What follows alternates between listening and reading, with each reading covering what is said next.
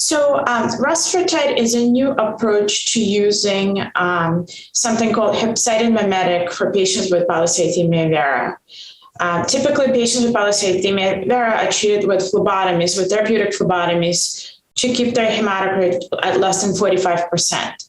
And this is an approach that has been standard for many, many years. Some patients who are considered high risk, in addition to therapeutic phlebotomies, also get cytoreductive therapy as part of their treatment. Rusfertide, on the other hand, uses the approach of hepcidin mimetic to control hematocrit for patients with PV. What's interesting about this approach is that hepcidin is a negative regulator of iron metabolism. And it works by limiting the amount of iron that's available for erythropoiesis in patients with PV. Patients with PV will use the available iron to the maximal extent to maximize their erythropoiesis. So Rusfertide is dosed, is a phase 2 trial where in each patient they start at a low dose, and then the dose is up titrated for each individual needs. It's given as a weekly subcutaneous injection, and then the dose is titrated to get the patient's hematocrit controlled to remain at less than 45%.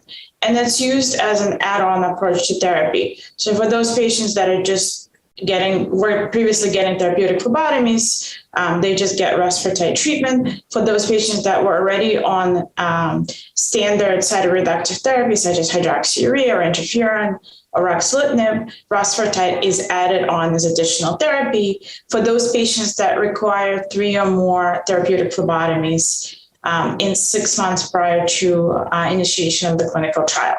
That's one of the inclusion criteria.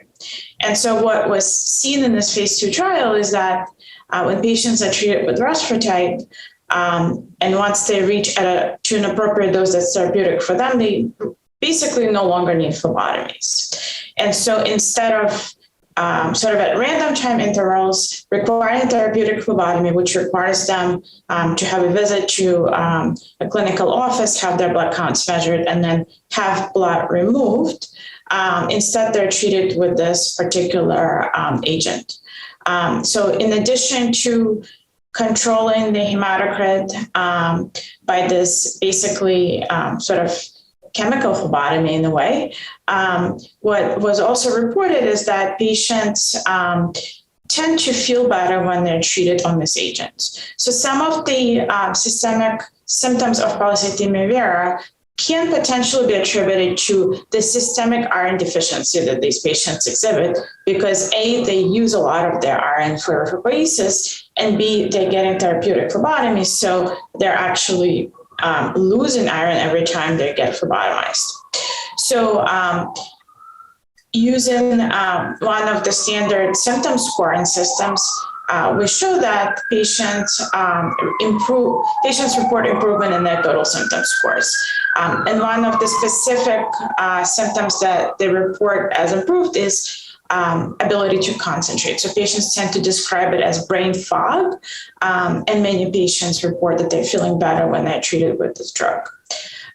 What's interesting also is that the trial was briefly on the clinical hold by the FDA, so patients had to come off the drug and return to their pre-treatment dose and regimen, whatever they were on before.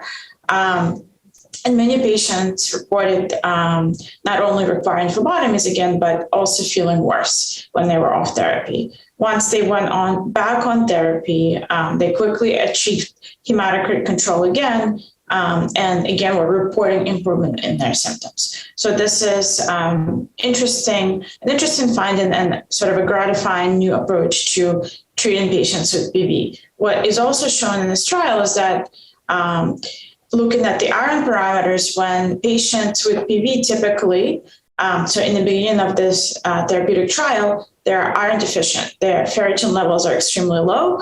And when they are treated with Rusfertide, ferritin normalizes and then remains normal throughout their treatment. So it appears that there is a redistribution of iron in the way that it becomes more available for other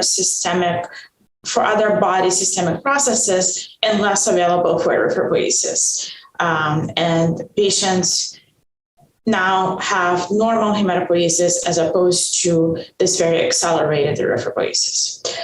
So phase 3 trial is now starting with this compound Rusfertide. So patients will be randomized to either continue on their standard therapy plus placebo, or continue on their standard therapy plus Rusfertide. And this, of course, will give us much more information on the effectiveness of this new approach to treatment of PV, and also how our patients are doing in terms of their PV-related symptoms.